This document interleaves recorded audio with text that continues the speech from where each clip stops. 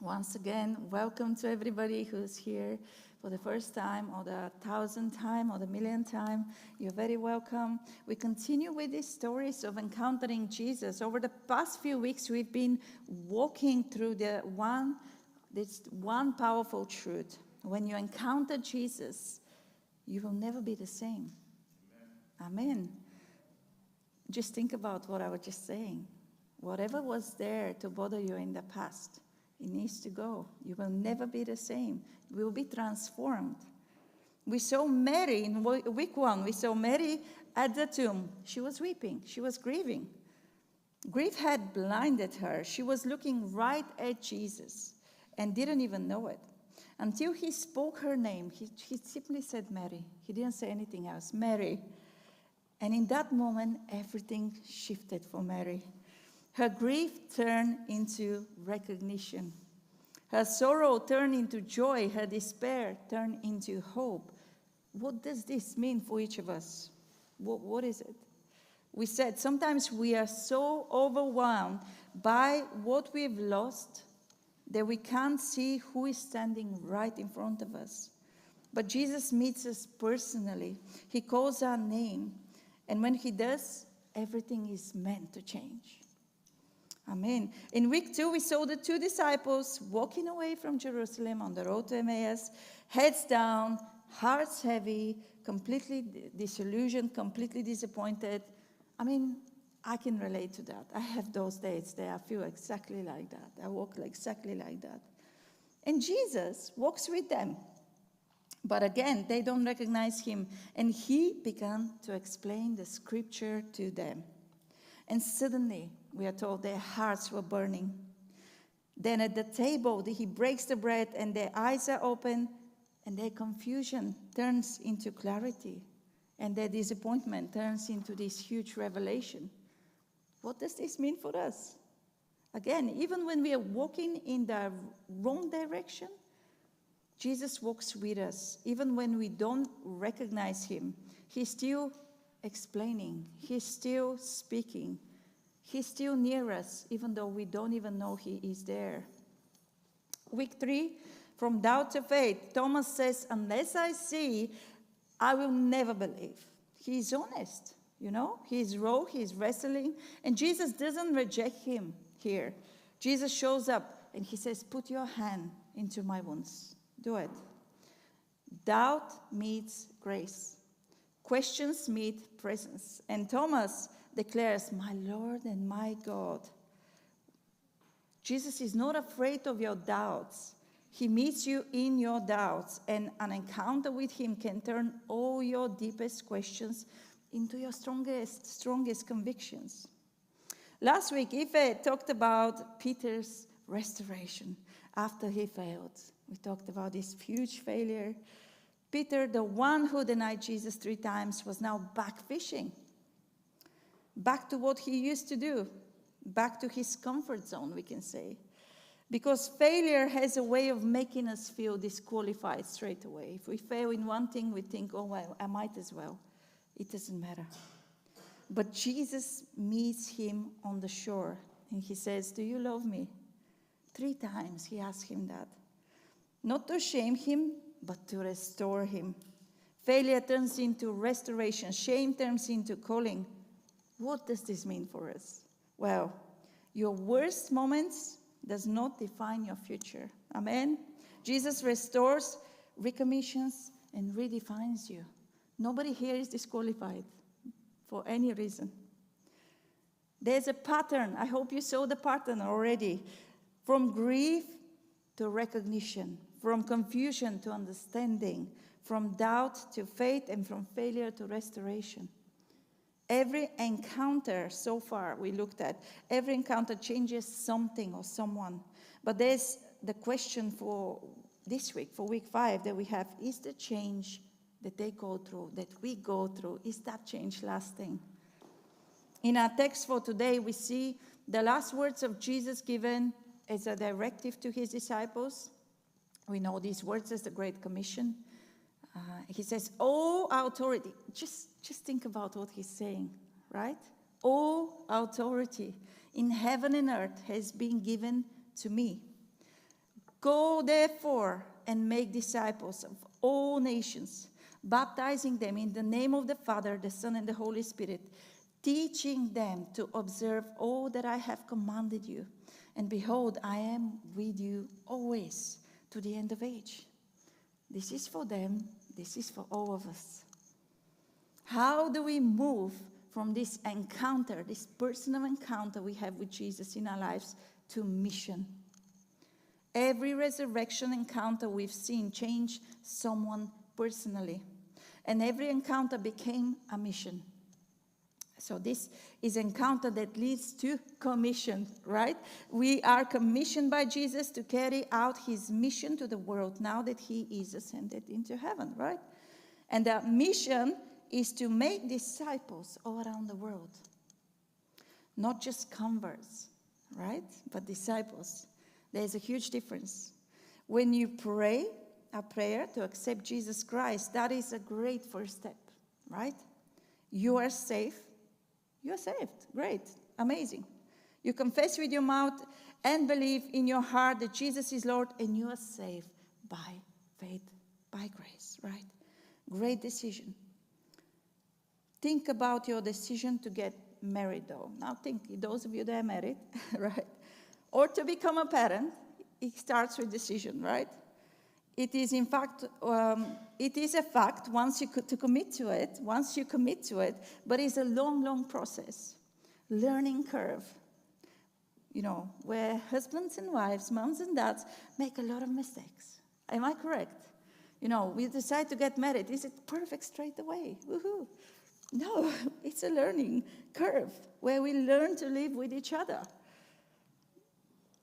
And we learn to be more patient, more kind, more open, less selfish, because so far we've been living just with ourselves, or maybe our parents. And now we have to live with this other person. We have to take accountability. We have to be accountable. This is dying to the self, and it's hard, and it's a painful process. But many times, unless we learn to do it, it is an endless struggle. It's not meant to be a struggle. Marriage, children, they're a blessing from God. It's never meant to be a struggle. It shouldn't be that hard, right? Marriage and children, being able to work, providing for all, they're all gifts from God and blessings from God. And often we overcomplicate. It is the same with what we assume it is to be a disciple. At some point you reach to the conclusion, it's not about me anymore, right? It's about those that are dependent on me, They depend on me, my mood, my everyday. It's about those who has needs that I can provide for. But you're not alone with this as well. You know that you have a provider, right? It is easy when you have a powerful Father who can provide. You just go to him and you tell him all your needs, and he provides through you. We are told in Zechariah 4:6, not by might, not by power, but by my Spirit, says the Lord. Let's say it together. Not by might, not by power, but by my Spirit, says the Lord. Amen.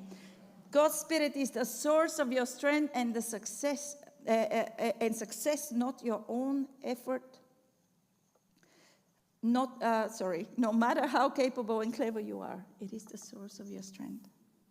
How many of you have talents that you have buried, for example? We all have talents. Not one of us here is talentless. We all have gifts that we can offer to our congregation. Jesus told a parable about the servant who was entrusted with a talent. 3 servants. 2 of them used what they were given. One of them decided to bury his talent. He was afraid. Fear.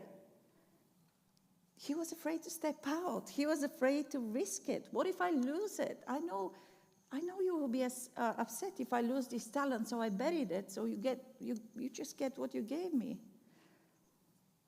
He was afraid to fail. And when the master came back, was he happy? No.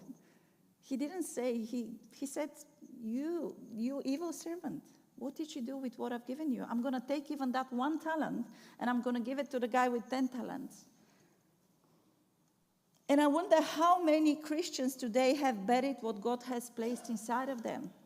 Whatever it is, whatever your mission is, whatever He's called you to do.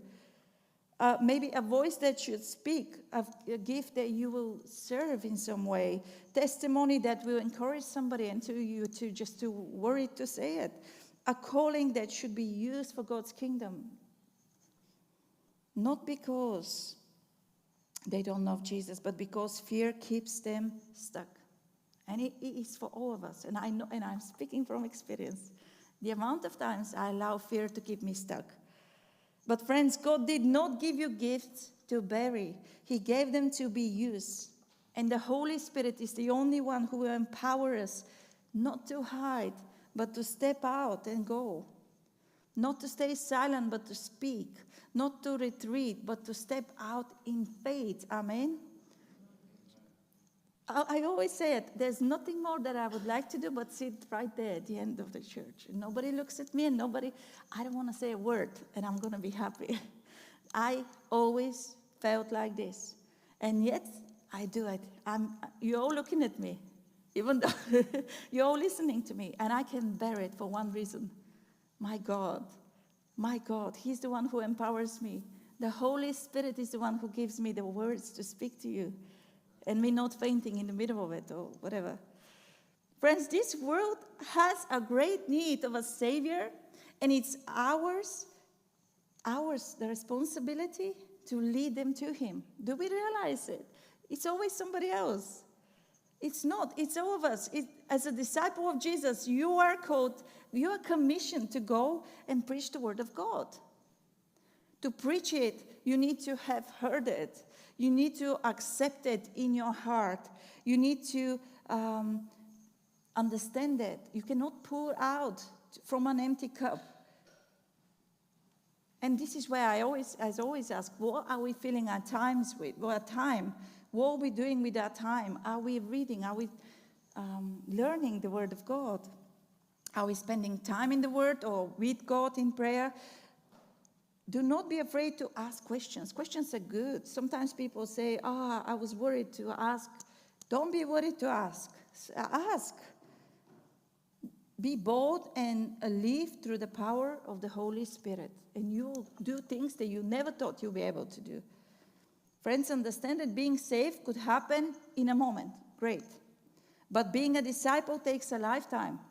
We're learning, just like being married happens in a moment. Not so much with children. We know that's long moments, right? But it happens in a moment. But learning to be a godly person, living with this other, it takes a lifetime sometimes. It takes years. Learning to walk in faith takes a lifetime. It is living your life for Jesus that makes you a disciple. So we're not just converts here. We're disciples. Being baptized, we talked about baptism. Baptize them. Yes, baptize, but He doesn't save you. He doesn't make you all this. Now, you go in, you go out. I'm a disciple. It's a great beginning. We are saved by faith in Jesus Christ, by His grace. You don't earn it. You don't deserve it. Baptism is the outward sign, we are told. You're showing everybody else. Outward sign of what has already happened inside of your heart. We identify with the finished work of Jesus Christ. Just as Jesus died for us, was buried, and rose again, we proclaim that the old person dies. We rise up as a new person. We're ready to live for Him. That's what we're doing with baptism. We show everybody, I'm ready. I had this process already happen in my heart. Baptism is not done to get you saved, but to demonstrate that you are. Amen. So we are told to go around the world, baptize people in the name of the Father, Son, and the Holy Spirit. To live for Him. Are we living for Him? How do you know if you're a disciple of Christ? How do you know if you live for Him? What is it? And this is where I'm going to mention this book. It's called Not a Fan. I think some of you, I've talked to you about it. You find it on Amazon. It's by Kyle Idleman. It's a great book to read. It's a very old book, but it's really relevant. And this book is asking a simple question. Are you a fan? You know, fans? I'm a fan of Michael Jackson. Woohoo! We watched the movie, right? We all watched the movie. Are you a fan or are you a follower of Jesus? There's a huge difference. It is a challenging and practical book about the difference between simply believing in Jesus and fully following him. The main message of the book is this: Jesus never called people to be fans, to just be on the sidelines cheering. Woo-hoo, I'll cheer and you do the work. He called them to be disciples. A fan is someone who admires Jesus, likes his teaching, attends church, and may even call themselves a good Christian, but still keeps Jesus at a safe distance. Fans will want the benefits of Jesus without a full surrender, right? A follower, however, gives Jesus control of their whole life. Followers don't just believe in Jesus, they obey him. They trust him, and they join in with his mission. Throughout the book, Idleman asks a confronting question: are you a fan of Jesus, or are you truly following him? This is not asking if you go to church every Sunday, if your parents are Christian, if you have more than one Bible at home, if you only listen to worship songs and nothing else. You can do all this. You can grow up with all this and still miss the point. There is a way to follow Jesus without your life being transformed, and there will always be a cost, and we either prepare to pay the cost or we're not. You know, remember Nicodemus? We know him. He was, there was a cost he wasn't prepared to pay at a certain point. It would have cost him his powerful position, right? His livelihood, the respect of his friends, co-workers, his probably even wife. He was not prepared to pay the price. He met Jesus at night to avoid being seen and questioned. We cannot actually judge any of this because, if we are honest, we've all been there. Maybe most of us. He believed in Jesus in his heart. He truly did, but not prepared to disturb his comfort. So, has following Jesus cost you anything? Sometimes he turns our lives upside down completely if we give him this control, but we are afraid to do that. We don't want to give the control. We are okay with small changes only. And again, I speak from experience. Nicodemus believed in Jesus, but was not prepared to follow him at this point of his life. And of course, we know that this changed later. We are told that fans, they know about Jesus. Followers, they know him personally. He is not one of many. He is the only one. Amen? He's not just one of many gods. Do you have a relationship with him? It starts with a decision, but requires constant commitment from us. Constant commitment. It's just not one-time decision. It's not that. Fans fit Jesus into their schedule. Followers build their lives around Jesus. Fans want comfort and convenience. Come on, we all want comfort. But followers, they're willing to sacrifice this comfort and convenience many times. You know, we pick up the cross and we carry it daily. It requires, as we said, dying to yourself. Fans stay out there in the crowd, right? We are more comfortable here. Followers step out in faith, in obedience. Now, what can I do? Do I have any gifts? What are they? Maybe I'm really compassionate and kind, and maybe I'm going to offer going to meet somebody or whatever you feel your gift is. Or is that for all these other people they serve? I'll just watch. Fans are impressed by Jesus. Followers, they are transformed by Jesus. We're not just following rules, right? Rigid rules. We are following Jesus. There's an interesting story and many others in this book that I've read about following the rules. There was a man who went to a bank to sort out something to do with his account, and the person he needed wasn't there. And he asked for it. The teller, she said, "Oh, she's not here. You can't talk to her. Come back tomorrow." And so he asked the teller to validate his parking ticket. And she said, I can't do it. You haven't done a transaction. And he explained, well, I tried. I'm here to do a transaction, but she's not here, right? I'm sorry, sir. Rules are rules. Have you met these people? Come on. This is where you really need to say to yourself, I'm a Christian. Behave like a Christian. Show the love of God. It is tough because they're stuck in rigid rules. I'm sorry, sir. So he decided to make a transaction. He closed his account. And his account had millions in it because he was this famous person, whatever, CEO of this company. She didn't know that, right? He closed his account and he made a transaction, and she had to validate his parking ticket then. This is how stupid this is. We sometimes value rules over people. It's horrible.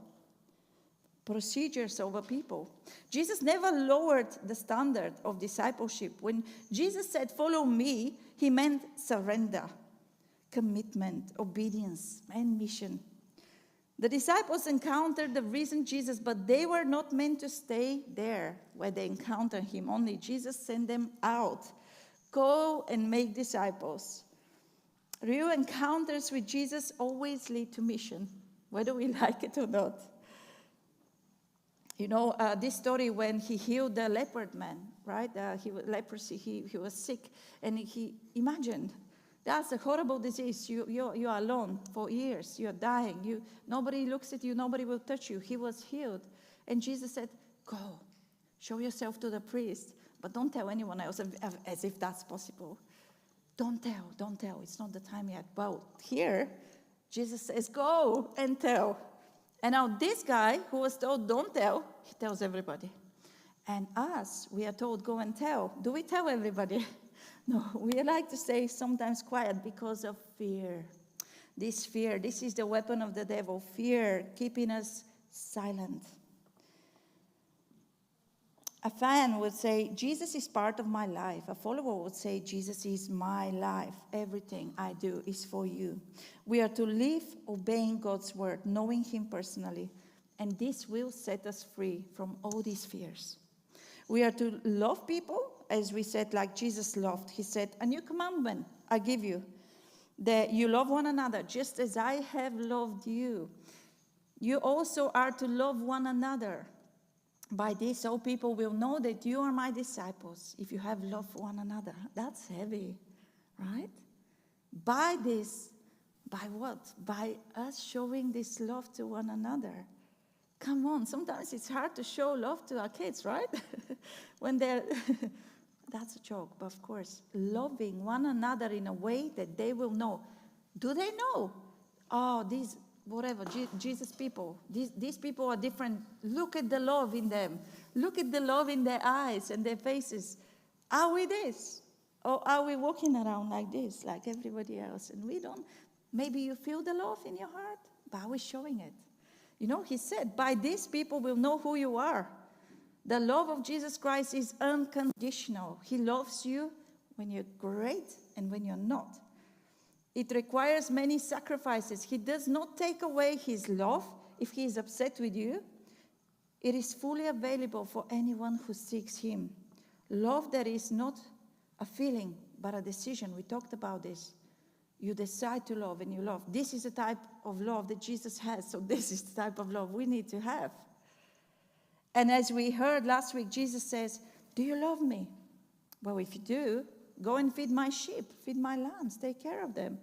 Serve people, love people. Not just be here to receive, but when you receive, go out and give.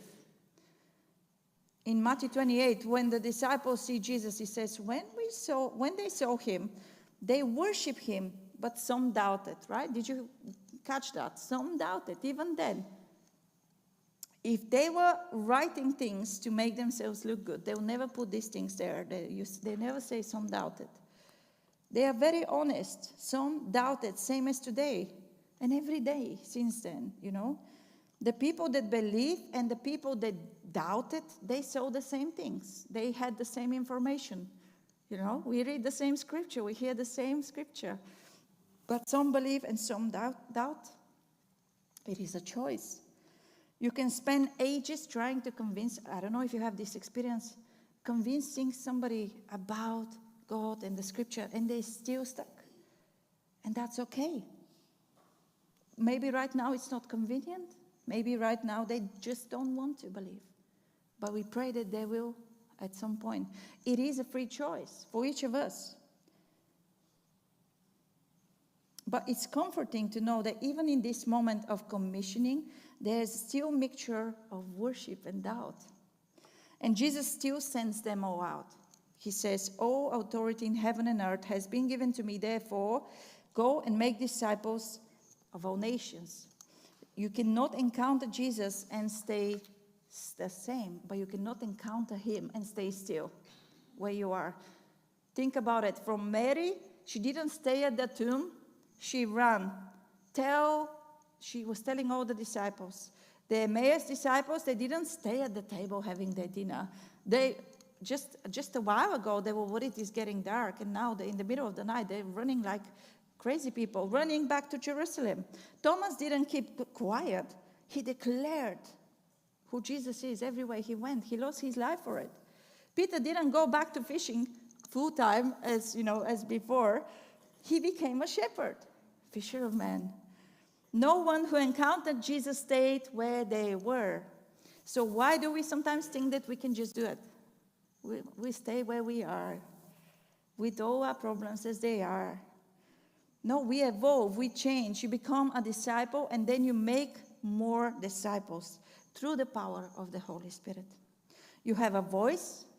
We are told to go and use this voice. Proclaim Jesus Christ. This is a calling for all of us, right? It's not just a calling for me or Amy or Ife or Mire or Jing. No, it's each of us here. We have this calling. You've heard it now. So there's no going out of it. You have a voice. You use it. Use the authority given to you by God. That's the biggest authority given to us by God. Go and teach. Teach people what it means to follow Christ and to live for Christ. And his disciples did exactly that. We see this in the book of Acts. In Acts chapter 1, you can read it for yourself later, verses 1 to 11. Luke tells us, in this book of Acts, Luke covers about 30 years after Jesus died and was taken up and resurrected and taken up into heaven. He covers about 30 years of the life of this early church. And Jesus, we are told, spends 40 days with his disciples, with his teaching, speaking, preparing them. And then he says, you will receive a power, and you will be my witnesses. Not you might be, not maybe, probably, if you feel confident. He says you will be, not because of you, but because of this power. They are dramatically changed here. The fearful people locked behind doors, Peter who denied, all of them dramatically changed in this one moment when they received this power of the Holy Spirit. They discovered these different power sources. They became fearless and were ready to risk it all and to spread the good news about Jesus. And Peter, who couldn't even say a thing before he's preaching, and 3,000 people got saved just like that. They faced beatings, they faced prison, rejection, and death without compromising any of their mission. They had a purpose now. And listen to this, and listen carefully. You are never saved just to sit and receive. You are never healed just to hide. You are never restored just to retreat. You are sent. All of us, church, we are sent. Right? And you don't go alone. He says, surely I am with you always. Through how? Through his Holy Spirit. The same Jesus who met Mary in her grief, walked the disciples in their confusion, stood before Thomas in his doubt, restored Peter in his failure, now goes with us in a mission. The power that comes from the Holy Spirit, not from each of us. They need it. We need it. He says, John baptized with water, but you will be baptized with the Holy Spirit. You will be filled, immersed with the Holy Spirit, and receive this life-changing power. You'll be empowered to do God's word. So if you feel scared, if you feel I can't talk, I can't preach, I can't tell my testimony, you are empowered through God's Spirit. The Holy Spirit is God. You know that, don't you? Yes, the third person of the Trinity, full of power, wisdom, leading us to Jesus. He is fully available for each of us. He is God within us and around us, guiding us, comforting us, reminding us the word of the Lord, empowering us to serve. At the Pentecost, the Holy Spirit was made available to all who believed in Jesus Christ. And he says, ask and you will receive. If you feel fearless, if you feel stuck, ask and you will receive. Ask God for the Holy Spirit. If you lack wisdom, ask for wisdom. If you lack boldness, ask for it. If you lack patience, ask for it. He will give you all the right things for you to not just be happy and joyful, but to serve. How do we receive that power in our lives? John tells us in chapter 14, and I will ask the Father, and he will give you another helper to be with you forever, even the Spirit of truth, whom the world cannot receive because it neither sees him nor knows him. You know him, for he dwells with you and will be in you, and will be in you. He will empower you for mission. And mission looks like everyday faithfulness and decision to be faithful. Sometimes we hear mission and we think these great things happening, that we have to go in another country and do all these amazing things. That's great if you can do it. But sometimes mission might look like a conversation you have with somebody, a coffee we have with somebody, a prayer for a friend, kind word. And now this is where we are this week. We go from encounter to mission. And maybe today you are still one of those earlier stages where you feel a bit stuck. We are grieving or confused or doubting and feeling like you are a failure. And that's okay. And we all feel like this many times. And Jesus is here to say, I meet you in your grief. He won't leave you in your grief. Because the encounter with Jesus always moves us somewhere else eventually. It moves us outwards. You are never meant to stay the same, and you are never meant to stay still. And maybe today, you know, Jesus is speaking to you as you're listening. Maybe you feel stuck, you feel afraid, and you feel it's not for me, I'll never do it. Maybe you know God is calling you forward, but fear, doubt, shame, insecurity, disappointment, they're keeping you still and stuck. And maybe you're saying, I want to be bold, I really truly do, I can't, I'm not ready. I want to follow Jesus, I'm not ready. I need the power of the Holy Spirit. Well, if you need, ask. If you need courage, ask. The first time in the middle of church when somebody asked me, can you pray for us, Kat, as we begin the service? Do you know what I said? No. I said that in front of everyone. It wasn't fair. She put me on the spot without even telling me. I can't even say my name in front of you. What? I said, no. Do you know how long this kept me in shame? No longer. In a moment, friends, the team is going to lead us in a song. And while they sing, if you feel some of this is for you, and you feel, that's it, I'm at the breaking point. I want to be free. I want to be serving. I want to be used for your mission, God, but I'm stuck and I can't do it. I need more of your Holy Spirit. Come out. Come out for prayer. Me and the team will be around and we will pray. Don't overthink it. We always say, if you feel your heart beating fast, just go. Don't wait for the end of the song. It's finished so quickly. We want to pray for you, right? There's always the chance to pray after the service. But if you feel, this is it, I have to go, it's for me. Take this first step of boldness and just walk. Don't walk. Allow God to lead you. Don't wait till the end. So if you need boldness, prayer, for Holy Spirit, wisdom, healing, restoration, courage, whatever it is, just come and receive a prayer. Amen. Let us pray. Heavenly Father, we thank you for your word today. We thank you for trusting us, saving us, coming for us, loving us, God. We're just so thankful that you trusted us with this mission to go and to make disciples. God, thank you for your Holy Spirit, freely available for each of us, God. Make us open our eyes, make us aware of what this means for each of us, God, that we can ask and receive. You knock and the door will be open, seek and you will find. All of these things that we want, more boldness, fearless, kindness, love, patience, everything we feel that we lack. You give it to us. It's ready. It's ready. It's on the shelf. We just have to take it. But we are so fearful, God. We give it all to you today. God, don't let us leave the same as we were here. Help us to understand that we are on a mission. We're not just here to receive, to be saved, and that's the end of it. No, we are going out there to make disciples. We're going out there to love people as you loved us. Radical love. God, help us to do this through your Holy Spirit. In Jesus' name, amen.